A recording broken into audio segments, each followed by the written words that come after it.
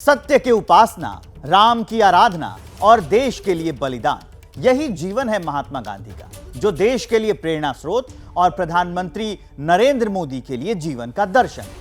हम दुनिया की तीसरी सबसे बड़ी इकोनॉमी बनने जा रहे हैं। विज्ञान की तरक्की चांद पर तिरंगा लहरा रही है और वर्ल्ड स्टेज पर भारत का डंका बज रहा है। क्या इन सबके पीछे बापू के विचारों की ही ताकत है, जिसे प्रधानमंत्री नरेंद्र मोदी ने आत्मसात कर लिया है? अगर आप इसका जवाब जानना चाहते हैं तो इतिहास की कसौटी पर वर्तमान को तोलती ये एक्सक्लूसिव रिपोर्ट आपको जरूर देखनी चाहिए।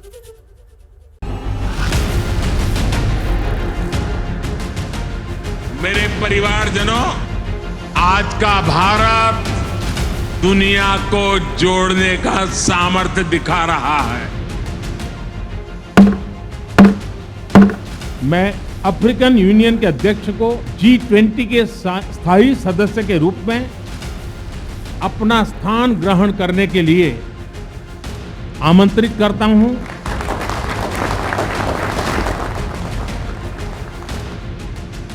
ये वो तस्वीर है जिसने ग्लोबल डिप्लोमेसी के डायमेंशन बदल दिए। ये वो उपलब्धि है जिसने विकसित और विकासशील देशों के बीच की दूरी घटा दी। ये वो लम्हा है जिसके आगे कूटनीति की नफा नुकसान वाली हर व्याख्या बौनी हो गई। ये वो पल है जो हिंदुस्तान के लिए कर्ज मुक्ति की घड़ी बन गया।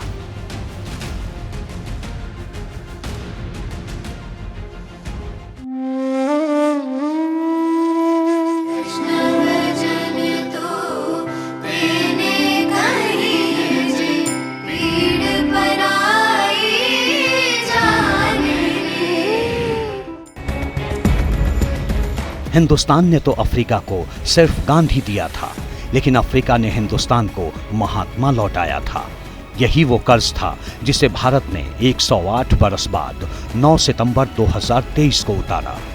55 अफ्रीकी देशों के संगठन को G20 की परमानेंट सीट दिलवाकर भारत ने सिर्फ गारंटी पूरी नहीं की, वो सपना पूरा करने की तरफ भी कदम बढ़ा दिया जो बापू ने बरसों पहले वंचितों की तरक्की के लिए देखे थे, जिसमें रंग, मजहब, नस्ल, जाति, ऊंच नीच का भेद नहीं था, जाति प्रथा और कुरीतियों का कोई स्थान नहीं था। And do you intend also, if India wins its independence, to abolish child marriages? I should very much like to, even before that time. And do you expect to exterminate the present caste system, which makes practical outcasts of India's so-called 60 millions of untouchables? Most decidedly. ये वो वक्त था जब आजादी और तरक्की की उम्मीद रोशन होने लगी थी। गांधी की आंखों में एक ऐसे हिंदुस्तान की तस्वीर तैर रही थी जिसमें देश के संसाधनों और सम्मान में सबकी बराबर हिस्सेदारी हो। लेकिन समाज का एक बड़ा तबका इससे कटा हुआ था। वो समूह था साफ सफाई करने वालों का, जिन्हें अछूत समझा जाता था। जब उनके साथ कोई नहीं था, तब गांधी मौजूद थे।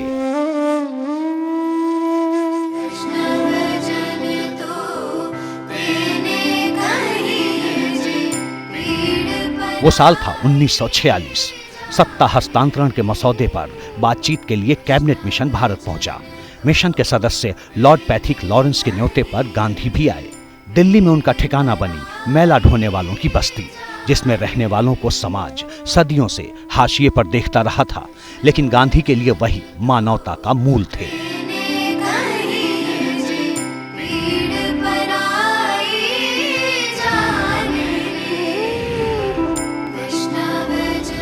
वंचितों के लिए गांधी का ये प्रेम देश और नस्ल की सीमाओं से परे था। साल 1931 में गांधी जब दूसरे गोलमेज सम्मेलन में हिस्सा लेने लंदन गए थे, तब फिरंगियों के मन में उनके लिए कौतूहल था। वो अपने अपराजेय साम्राज्य को चुनौती देने वाले भारत के अहिंसक जननायक को देखना चाहते थे। जिस दिन गांधी लंदन पहुंचे, उस दिन बरसात हो रही थी। हाड़ कंपा देने वाली सर्दी थी।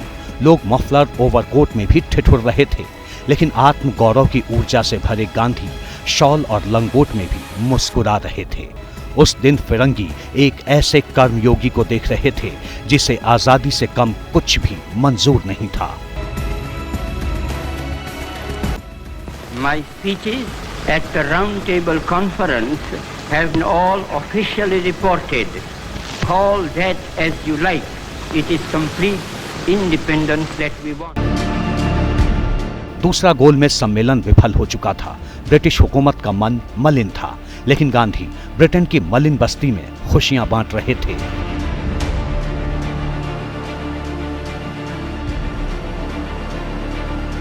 जो आदमी एक पल्ले की धोती में संसार के सबसे ताकतवर साम्राज्य से लोहा ले रहा था, मलिन बस्तियों से उसका ये प्रेम आजादी की राह पर बढ़ते देश के लिए एक मजबूत संदेश था, जिसकी चमक आज भी राह दिखाती है।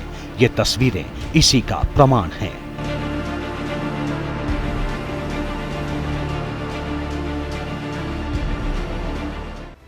तारीख थी 24 फरवरी 2019। प्रधानमंत्री नरेंद्र मोदी कुंभ के दौरान प्रयागराज पहुंचे तो संगम में पावन डुबकी के बाद गंगा तट पर पूजा अर्चना की और मेले में सफाई करने वालों के पैर धोकर उन्हें सम्मानित किया। जो गांधी के हरिजन थे वो मोदी के खास जन बन गए। ये भावना गांधी की विरासत है, जिसके मूल में है स्वच्छता के प्रति वो अनुराग जिसे बापू राजनीतिक स्वतंत्रता से भी जरूरी मानते थे। गांधी मानते थे कि सफाई के बगैर स्वास्थ्य की रक्षा नहीं हो सकती और स्वास्थ्य के बिना समाज का विकास असंभव है।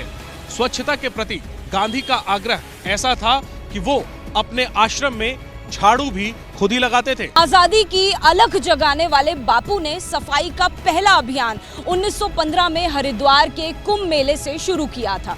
इसके बाद साल 1916 में काशी हिंदू विश्वविद्यालय के संस्थापक पंडित मदन मोहन मालवीय के बुलावे पर वाराणसी गए। जब वो विश्वनाथ मंदिर पहुंचे तो मंदिर के आसपास फैली गंदगी देखकर हैरान रह गए। गांधी ने पुजारी से इसकी शिकायत भी की थी। स्वच्छता के लिए बापू ने जो मिशन शुरू किया वो अपना लक्ष्य पूरी तरह भले ही हासिल न कर सका, लेकिन उसने देश को सफाई का महत्व समझने का नजरिया दे दिया। इसी प्रेरणा का परिणाम है स्वच्छ भारत मिशन। पहली बार केंद्र की सत्ता में आने के बाद प्रधानमंत्री नरेंद्र मोदी ने सबसे पहला काम यही किया। 2 अक्टूबर 2014 को प्रधानमंत्री मोदी के हाथों इसकी शुरुआत बापू के लिए स्वच्छांजलि बन गई।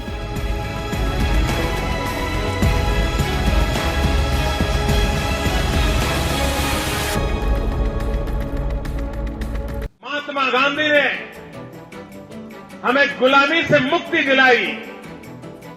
हम भारत मां को गंदगी से मुक्ति दिलाएं। ये भारत माता पर एक गंदगी का कलंक है, उसे हम मिटा के रहेंगे। मोदी अपने इस ऐलान को कभी भूले नहीं, इस पर खुद भी अमल करते हैं और दूसरों को भी इसके लिए प्रेरित करते हैं। मोदी ने गांधी को नहीं देखा। दोनों पैदा भले ही गुजरात की माटी से हुए, लेकिन काल और परिस्थितियों के लिहाज से दोनों के बीच एक युग का फासला है।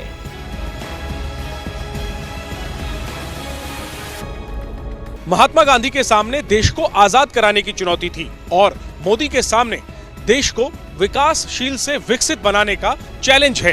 गांधी जी ने देश को आजादी दिलाई और मोदी गांधी के सुझाए सूत्रों का सहारा लेकर आगे बढ़ रहे हैं। इसकी झलक अक्सर दिखाई दे जाती है। समाज और सत्ता में महिलाओं की समान भागीदारी, समान अधिकार गांधी का सपना था। वो चाहते थे कि महिलाएं दहलीज लांघें, आगे बढ़ें। इसकी झलक दक्षिण अफ्रीका से ही दिखने लगी थी, जहां महिलाएं उनके आंदोलन में सक्रिय साझेदारी करती थी।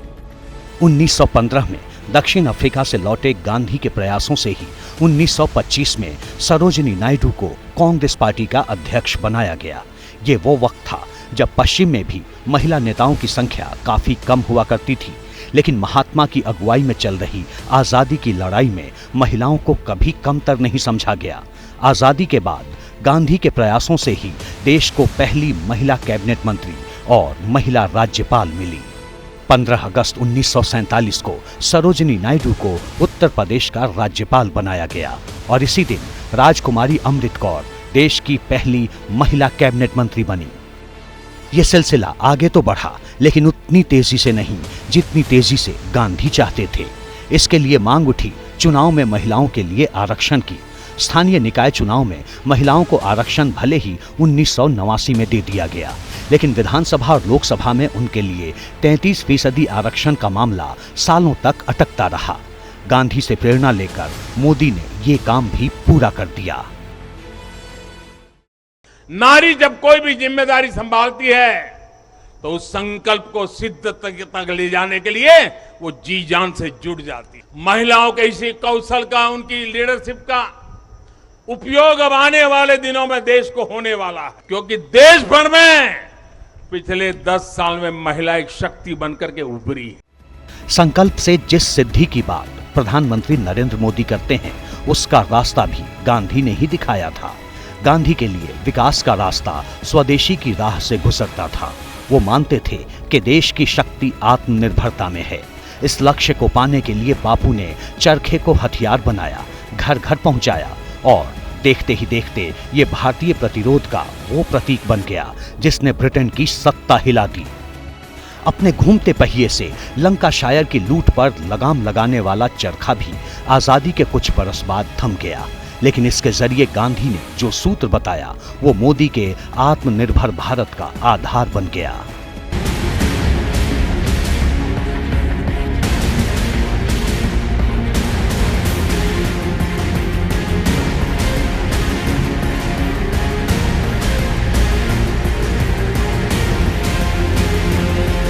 भारत के नजरिए से देखते हैं तो लगता है कि 21वीं सदी भारत की हो, ये हमारा सपना ही नहीं, ये हम सभी की जिम्मेदारी भी है। इसका मार्ग एक ही है, आत्मनिर्भर भारत। आज जिस मेक इन इंडिया के दम पर भारत चांद सितारों की दूरियां तय कर रहा है, चीन को टक्कर दे रहा है, उसके पीछे आत्मनिर्भर भारत की ही शक्ति है, जिसे आज दुनिया सलाम कर रही है और सिर झुका रही है उस संत के आगे जिसे कभी ब्रिटेन ने अधनंगा फकीर कहा था। गांधी और मोदी दो कालखंड का हिस्सा हैं। दोनों के आगे परिस्थितियां अलग अलग हैं। सवाल यह है कि इनके बीच जो बॉन्डिंग दिखाई देती है, इसकी वजह क्या है?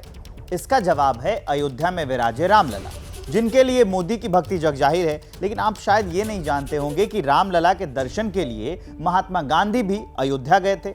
अयोध्या में बापू ने क्या देखा, क्या महसूस किया, इस रिपोर्ट में आप देखिए।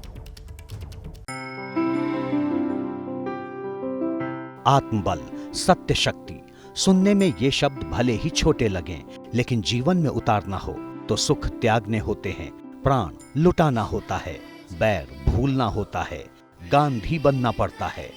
सवाल ये है कि गांधी ने ये शक्ति कहां से पाई? उत्तर है प्रभु राम की भक्ति। बापू जब तक जिए प्रभु राम की उपासना की। प्राणों का अंत हुआ तब भी होठों पर राम का ही नाम था और अस्थियां भी सरयू में विसर्जित की गईं। अयोध्या में बन रहे भव्य राम मंदिर के लिए प्रधानमंत्री मोदी ने जब 3 साल पहले भूमि पूजन किया था, उस वक्त उन्होंने गांधी के वही सिद्धांत दुनिया के सामने रखे जिनके लिए गांधी ने जीवन खपा दिया। आज का ये दिन करोड़ों राम भक्तों के संकल्प की सत्यता का प्रमाण है। आज का ये दिन सत्य, अहिंसा, आस्था और बलिदान को न्याय प्रिय भारत की एक अनुपम भेंट है। गांधी ने प्रभु राम का मंदिर भले ही नहीं देखा, लेकिन राम की भक्ति उन्हें भी 2 बार अयोध्या ले गई थी। इसका जिक्र गांधी ने मार्च 1921 में नवजीवन अखबार में छपे लेख में किया था। गांधी ने लिखा था कि वो भगवान राम को खादी के वस्त्र पहनाना चाहते थे। उन्होंने लिखा, अयोध्या में जहां भगवान रामचंद्र का जन्म हुआ, कहा जाता है उसी स्थान पर एक छोटा सा मंदिर है। जब मैं अयोध्या पहुंचा तो वहां मुझे ले जाया गया। साथ ही श्रद्धालुओं ने मुझे सुझाव दिया कि मैं पुजारी से विनती करूं कि वो भगवान सीताराम की मूर्तियों के लिए पवित्र खादी का उपयोग करें। यदि मुझ में तुलसीदास जी जितनी गाढ़ भक्ति का सामर्थ्य होता तो मैं भी उस समय तुलसीदास जी की तरह ही हठ पकड़ लेता। गांधी की राम भक्ति का एक सबूत गुजरात के भावनगर में भी है, जहां के वरतेज इलाके में बापू ने अपने हाथों से खुद राम मंदिर की नींव रखी थी।